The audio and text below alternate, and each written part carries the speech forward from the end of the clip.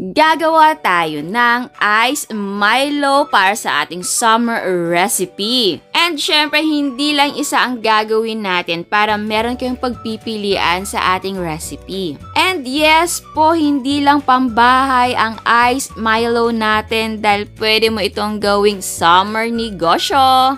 Ayan, so tikman natin. Ooh.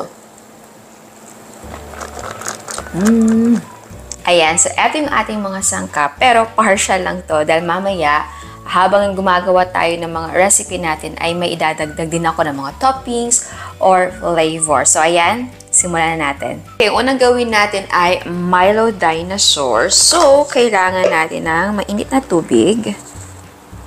Ayan. Oopsie. Pwede din warm lang. Tapos, paglagay tayo ng ating Milo powder. Ayan. Okay. Tapos, paglagay tayo ng asukal. Ayan. Tapos, i-mix natin para matunaw yung ating Milo at asukal. Okay. Yung ginawa kong sukat ng aking Milo, pwede nyo naman i-adjust. Depende sa gusto nyong lasa. Ako kasi mahilig ako sa Milo. So, gusto ko talaga lasang Milo. Ayoko nung matabang. Pero kung gusto nyo na less lang yung Milo, of course, pwede nyo bawasan. Ilalagay ko sa description box yung exact na mga measurements na ginamit ko dito. Tapos, pwede kayong mag-adjust dun sa ginamit ko na measurements. Okay? Ayan, so ito yung ating baso. Ito ay 16 ounce. Ilagay natin yung ating Milo. Okay. Maglagay tayo ng yelo. Okay. Ay maglagay tayo ng gatas. So, sa gatas, pwedeng fresh milk or full cream milk or evap or Bear Brand. Tapos ay lagyan natin ng extra Milo na topping.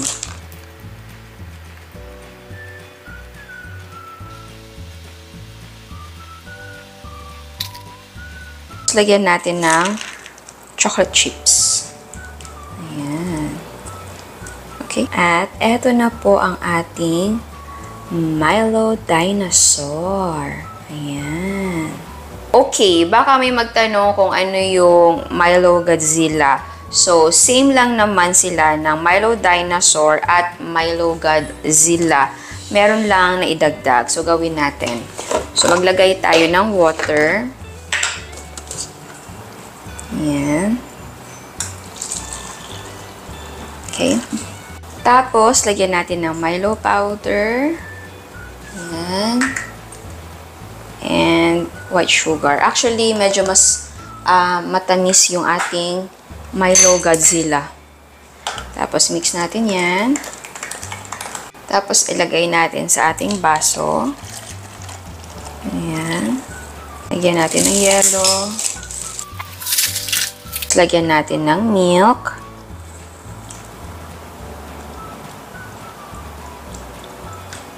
Okay.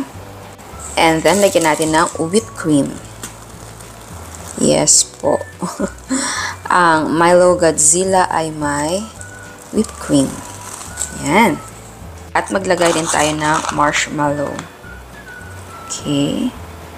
Mas maganda kung puti lang yung marshmallow. Wala ako nun. Yan. Extra na Milo powder. At eto na ang ating Milo Godzilla. Okay, next na gagawin natin ay Coke float or parang Coke float. Dahil yung base na gagawin natin o yung parang float or ice cream natin ay lalagyan natin ng Milo. Tapos, whipped cream naman ang gagamitin ko. Pero kung wala kayo nito, pwedeng gumamit ng all-purpose cream. Basta chilled overnight. So, eto yung ating whipped cream. Lagyan natin ng Milo. And then, i-whip natin siya. Oops! Mix muna natin. Dahil kakalat. Ayan. And, ayan. Ayan, so mag-assemble tayo. Maglagay tayo ng ice.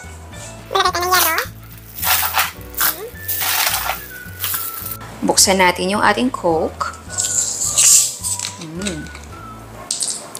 Lagay sa baso. Oopsie.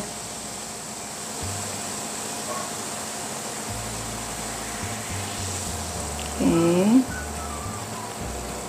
Ayan. Tapos, eto yung ating whip na Milo. So, pwede hindi mo na siya ilagay dito sa sa pastry bag. Ako, gusto ko lang ilagay dito para meron namang design yung ating whip na Milo. Ayan, lagay dyan. Uy, ang tangkad ng yelo. Ayan. Uy, tangkad niya, no? Ayan. At ayan, eto ang ating Milo na Coke Float. Oh. Okay, next na gagawin natin ay iced Milo tiramisu. So, ang gagamitin ko na cream cheese ay etong sa Enjoy. Pero naman gumamit ng ganito, yung cream cheese na bar talaga. Hindi ko lang siya magamit ngayon dahil hindi ko po siya na ilabas sa ref. Kasi kailangan siya na softened sa room temperature. Dahil kung hindi siya softened, mahihirapan ako sa pag-mix. Baka magkaroon ng buo-buo. So, kung etong available sa inyo, ang gagawin nyo lang ay kuha lang kayo. Kung isang baso lang ang gagawin, kuha lang kayo ng 2 tablespoon nito. Tapos, soften at room temperature. And then, maglagay ng chilled na all-purpose cream. And then, i-mix nyo lang siya. So, ganun lang kasimple. So, eto naman, kung eto yung gagamitin natin, dahil isang baso lang yung gagawin ko, so, kumuha lang ako ng konti ng ating cream cheese powder. Lagyan natin ng cold water. Tapos, i-mix natin ito. Oh my gosh. Dapat ma-whip natin siya. Pero mahirapan ako. Para nililipat ko siya sa ibang lalagyan. Ayan, lipat ko siya dito. Then, hirapan ako sa pag-whip. Ayan. And, ayan siya. Okay. Okay, maglagay tayo ng hot water dito sa ating cup. Ayan. And then, maglagay tayo ng ating Milo. Mix natin yan. And then, yung coffee naman natin. Yes po, may coffee dahil tiramisu. Ayan. Maglagay tayo ng coffee. Ayan. Tapos, konting water. Okay, assemble na tayo. Ito yung ating cup. Mag-walling tayo ng ating cream cheese. Next ay ilagay natin yung ating Milo. Ayan. And then next maglagay tayo ng yellow. Oops. Then next maglagay tayo ng condensed milk. Next maglagay tayo ng gatas.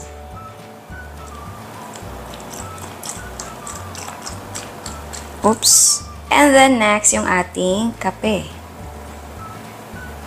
Ayan. Tapos, yung natira nating cream cheese ay ilagay natin on top. Tapos, mag-topping tayo ng Milo powder. And eto na ang ating iced Milo tiramisu. Okay, next na gagawin natin ay thick Milo. So, lagay natin dito yung ating condensed milk. Ayan. Tapos, maglagay tayo ng cocoa powder. Ito ay unsweetened. Mix na muna natin yan. Tapos, next ay maglagay tayo ng ating Milo powder. Mix. And ayan na siya. Very thick na. Meron pang buo ata. So, i-mix na natin yun ng maayos talaga. Pero okay na din na may buo, di ba? Okay. So, ngayon mag-assemble na tayo. Una, maglagay tayo ng yellow. Ayan. Ito yung yellow natin. Maglagay ka ng konting space para sa ating Milo na mixture. So, ngayon, maglagay tayo ng ating evaporated milk. Okay. Tapos ay ilagay na natin yung ating Milo. Okay. Next naman, maglagay tayo ng toppings. Ayan. Pwedeng marshmallows, pwedeng pinipig kung gusto nyo. Eto, may sprinkles tayo. Ayan. Tapos, chocolate chips. Ayan. And ayan, eto ng ating thick Milo. Very creative ang nakaisip nito, di ba? Sino mag-aakala, crush ice lang, lagyan ng evaporated milk, tapos yung ating Milo, lagyan lang ng condensed milk. Ayan. Pwede ka na magnegosyo. Okay, next na gagawin natin ay Milo milkshake. So, lagyan natin ng condensed milk dito. Lagay tayo ng gatas.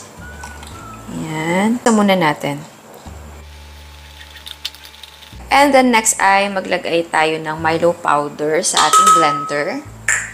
Ilagay na din natin yung ating milk na mixture. Ayan. Tapos maglagay tayo dito ng crushed ice sa ating cup. Kung saan natin ilalagay yung ating milkshake. Lagay natin yung ice. And then i-blend na natin. Tapos ilagay natin sa ating cup. Okay. And then, lagyan natin ng whipped cream.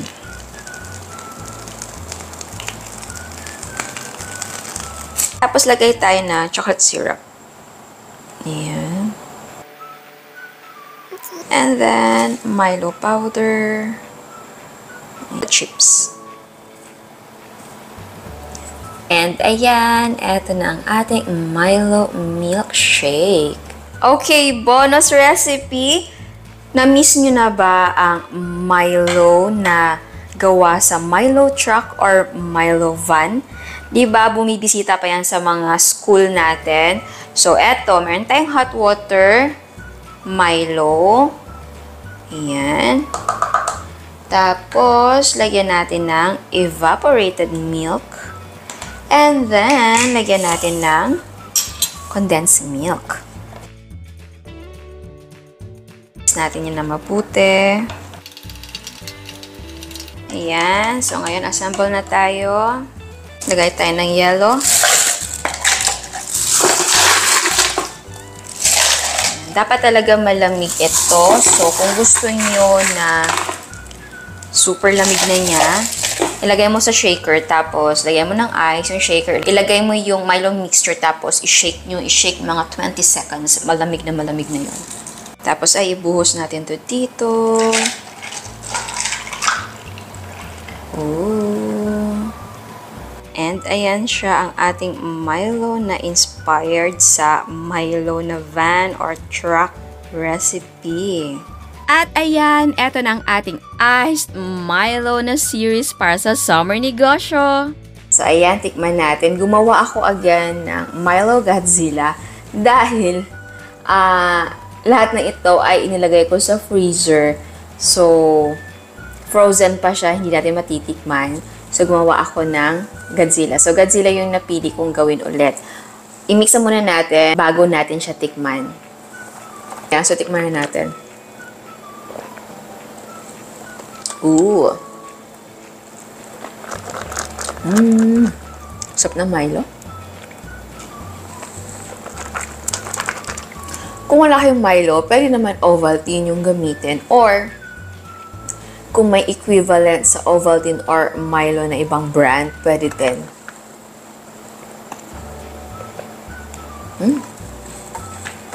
And, again, pwedeng ice cream ang ilagay mo na topping. Tignan nyo lang dyan sa kusina or sa pantry ninyo na pwede nyo gawing summer drink. Kasi, di ba, very common na sa atin na makakita ng coffee and gatas and Milo sa bahay. Tapos, parang feeling natin nothing special. Pero kapag ginawa mong ganito, hindi na buka siyang extra special and pwede nyo pa siyang gawing pang negosyo. And pwede nyo gawing ice cream ang Milo. May recipe tayo dyan. Ang dami nating recipe na gamit ang Milo. Ilalagay ko lahat ng mga recipe link sa description box para makita nyo. Napaka-refreshing niya. Sobrang init talaga ngayon. Kailangan natin ng mga ganitong drinks. Ay, sarap. And marami pang mga recipe ang pwede mong gawin sa Milo. Ito lang yung mga iilan. So, ayan. Sana nagustuhan nyo ang recipe natin ngayon. Ciao! At sa mga hindi pa nakasubscribe, please subscribe sa ating YouTube channel and please click the notification bell and please click all para ma-notify kayo sa lahat ng uploads. And please don't forget to like our Facebook page and follow us on Instagram. Thank you!